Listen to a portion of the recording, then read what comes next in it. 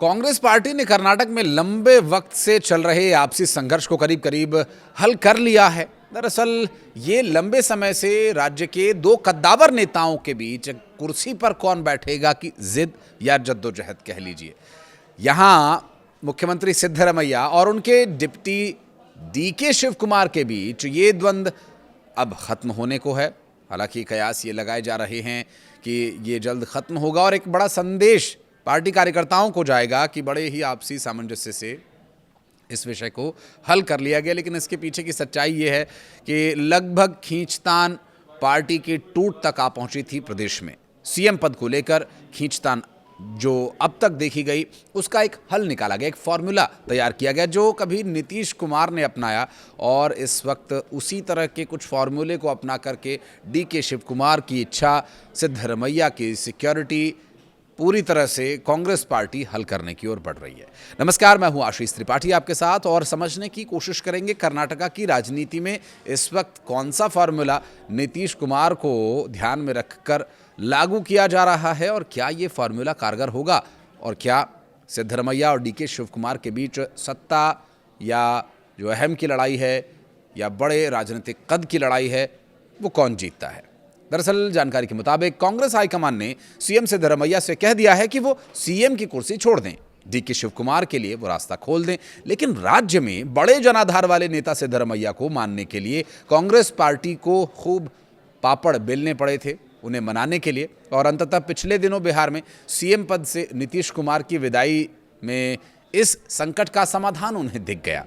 जी हाँ, अब सूत्र ये बता रहे हैं कि सीएम नीतीश कुमार की तरह सिद्धरमैया भी राज्यसभा की शोभा बढ़ाएंगे।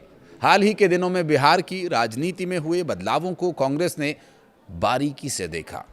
वहां लंबे समय तक सीएम की कुर्सी पर काबिज रहे नीतीश कुमार को राज्यसभा भेज दिया गया और इसके विषय में काफी माथापच्ची भी हुई थी। बिहार में एनडीए ने नीतीश कुमार के चेहरे पर चुनाव लड़ा, लेकिन उनके सीएम बनने के चंद महीनों के भीतर ही राज्य में नेतृत्व परिवर्तन कर दिया गया। नीतीश को राज्यसभा भेजकर इस पूरी समस्या का समाधान निकाला गया और भाजपा के सम्राट चौधरी को मुख्यमंत्री बना दिया गया।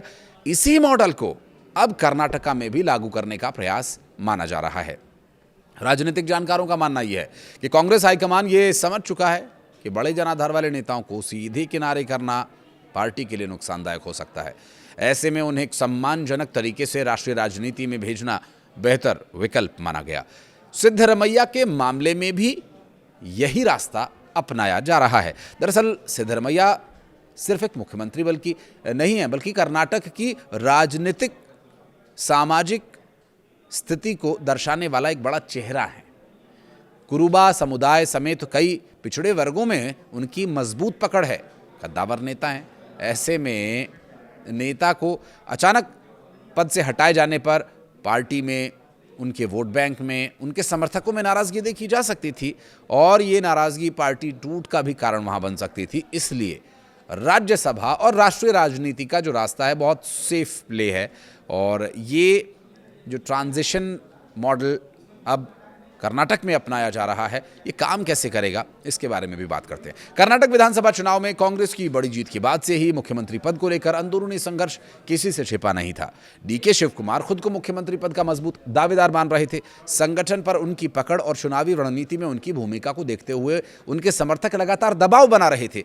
हालांकि यहाँ ये कहना बिल्कुल भी गलत नहीं होगा कि सिद्धरमैया डीके शिव कुमार में से किसी ने तो समझदारी दिखाई। अभी ये स्पष्ट नहीं है कि वो डीके शिव कुमार ने समझदारी दिखाई या सिद्धरमैया ने, क्योंकि पार्टी में पहले ही भगदड़ मची हुई थी।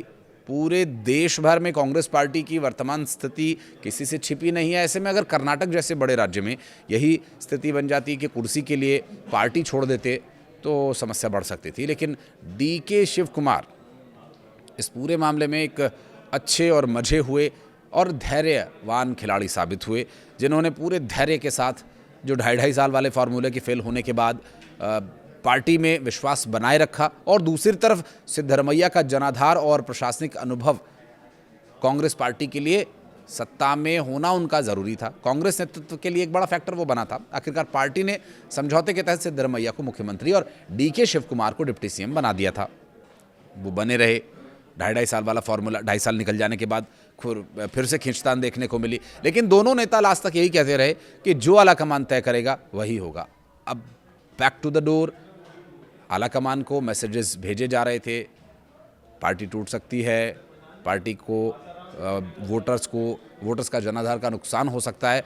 लेकिन ये व्यवस्था शुरुआत से ही बिल्कुल अस्थायी सी थी, क्योंकि बीते महीनों में कई बार नेतृत्व परिवर्तन की अटकलें सामने आती रहीं। डीके समर्थक खुले तौर पर सत्ता हस्तांतरण की बात करते रहे, जबकि सिद्धरमैया खेमे ने इसे पूरी तरह से खारिज कर दिया। अब इससे सरकार और संगठन दोनों स्तर पर एक असहजता की स्थिति बन गई। विपक्ष भारतीय जनता पार्टी और जेडीएस भी लगातार कांग्रेस की अंदरूनी कलह को मुद्दा बनाते रहे। कांग्रेस हाईकमान की सबसे बड़ी चिंता यही थी कि यदि ये संघर्ष लंबा चला तो उसका असर 2028 के विधानसभा की तैयारी और दक्षिण भारत में पार्टी की स्थिरता पर पड़ सकता है। इसलिए अब पार्टी नेतृत्व एक स्पष्ट सत्ता परिवर्तन मॉडल की ओर बढ़ता दिख रहा है। लेकिन ये मॉडल पार्टी में क्या पूरी तरह से अब भी उस स्वीकार्यता को दर्शा सकता है जो सिद्धरमैया को राज्यसभा भेजने और डीके शिव कुमार को डिप्टी से सीएम बनाने की ओर कदम बढ़ाया जा रहा है? दरअसल राजनीतिक दृष्टि से ये कदम कांग्रेस के लिए फायदे का और जोखिम का दोनों का विषय है। फायदा क्या है, जोखिम क्या है, समझने की कोशिश करते हैं। फायदा ये कि पार्टी डीके शिव कुमार को पूरी तरह से संतुष्ट कर सकती है। उनके समर्थक, उनके जो नेता, उनके जो कार्यकर्ता सपोर्टर्स हैं, लंबे समय से इंतजार कर रहे हैं, उनका इंतज़ार ख़त्म होगा। देखिए, कांग्रेस पार्टी की एक बहुत ही ख़ास बात वो ये रही है कि कांग्रेस पार्टी जनाधार वाले नेताओं की पार्टी है, जबकि कुछ और दलों की बात करें या भारतीय जनता की पार्टी की बात करें तो ये कैडर बेस्ड पार्टी है। यहाँ पर कितना ही बड़ा चर्चित, कितना ही बड़ा व्यक्ति राजनीतिक अनुभव रखने वाला ही क्यों ना हो, लेकिन अगर पार्टी ने, संगठन ने ये निर्णय ले लिया है कि आपको इस पद पर नहीं रहना है, तो चाहे दबे मन से ही सही उन्हें स्वीकार करना पड़ता है कि हाँ, अब मैं इस पद पर नहीं रहूँगा। बहुत सारे उदाहरण हैं, उस पर बात कभी और करेंगे। लेकिन यहाँ डीके को मुख्यमंत्री बनाने से संगठन में उनका प्रभाव बढ़ेगा और 2028 के विधानसभा चुनाव तक वो अपनी टीम तैयार कर पाएंगे। दूसरी ओर सिद्धरमैया को राज्यसभा भेज करके कांग्रेस उनके अनुभव का इस्तेमाल राष्ट्रीय स्तर पर करना चाहती है, जहां बहुत ज़रूरत भी है। दक्षिण भारत में भाजपा के खिलाफ विपक्षी रणनीति तैयार करने, सामाजिक न्याय के मुद्दों को उठाने और ओबीसी राजनीति को मजबूती देने में उनकी भूमिका बहुत महत्वपूर्ण रहेगी। लेकिन चुनौती भी कम नहीं है। सिद्धरमैया का प्रभाव सिर्फ विधानसभा तक सीमित नहीं है। उनका जो व्यक्तिगत लोकप्रियता का जो ग्राफ है वो कांग्रेस के लिए एक चुनावी पूंजी की तरह है, जिससे अगर कहीं ना कहीं कोई ना कोई असंतुष्टि देखने को मिली या उनके जो समर्थक हैं या उनके कार्यकर्ता हैं ये बात समझ गए या ये बात उन्होंने अज्यूम कर ली कि ये तो उन्हें साइडलाइन करने का एक तरीका भर था, तो ऐसा नहीं है। राज्यसभा एक बहुत महत्वपूर्ण जगह है और वहाँ से कांग्रेस पार्टी की जिम्मेदारियों को बेहतर तरीके से राजनीतिक अनुभव का इस्तेमाल करते हुए सिद्धरमैया कर सकते हैं। लेकिन अगर उनके समर्थकों को ये महसूस हुआ कि उन्हें साइडलाइन किया गया है तो पार्टी को नुकसान हो सकता है। इसके अलावा डीके शिव कुमार के सामने भी बहुत बड़ी परीक्षा है। उन्हें सिर्फ सत्ता संभालना नहीं होगा, बल्कि सिद्धरमैया समर्थक नेताओं को साथ लेकर चलना भी जरूरी होगा। यदि नेतृत्व परिवर्तन के बाद गुटबाजी बढ़ी तो कांग्रेस के लिए ये दांव उल्टा भी पड़ सकता है।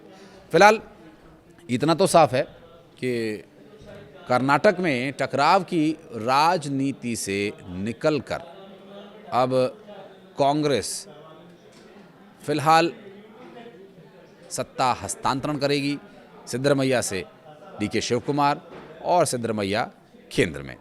पार्टी को इससे नुकसान होगा या फायदा, ये तो भविष्य के गर्भ में छिपा हुआ है। कुछ कहना चाहें तो बताइएगा कमेंट सेक्शन में। वीडियो को यहाँ तक देखने के लिए बहुत बहुत धन्यवाद।